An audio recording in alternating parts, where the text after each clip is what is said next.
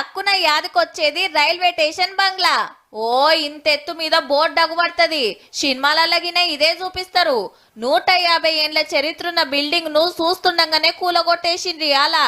పొద్దున వచ్చిన తర్వాత చూస్తే నేను పల్లగొట్టినారా, సడన్లీ నేను పరేషాన్ అయిపోయినా. అరే ఇది ఏం నాకు కనిపించలే కళ్ళుకి. మళ్ళీ చూసి అరే పల్లగొట్టినారని పెద్ద పెద్ద బండ్లను పెట్టి 7 కాడికి పడగొట్టేసిండ్రు ఆఫీసర్లు దగ్గరుండి.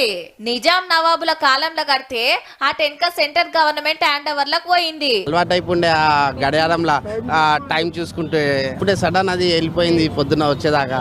లక్షల మంది తోటి 100 బండ్లు తిరిగే దక్షిణ భారతదేశానికి మెయిన్ స్టేషన్ కాబట్టి పాత బంగ్లాలు కూలగొట్టి తరీకా మార్చే కార్యం నడుస్తుందన్నట్టు. 720 కోట్ల తోటి 4 అంతరాలల్లా విమానం డిపో లెవెల్ కట్టాలని డిసైడ్ చేసిండ్రు.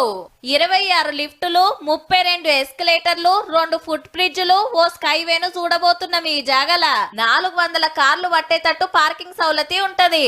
ఈ సికింద్రాబాద్ అంటే దాని లుక్ వేరేగా ఉండేది. మరి తయారైందా చూడాలా. పుట్టి పెరిగిన ఇల్లని ఎల్లకాలం పూరి గుడిసెలనే ఉండలేం కదా.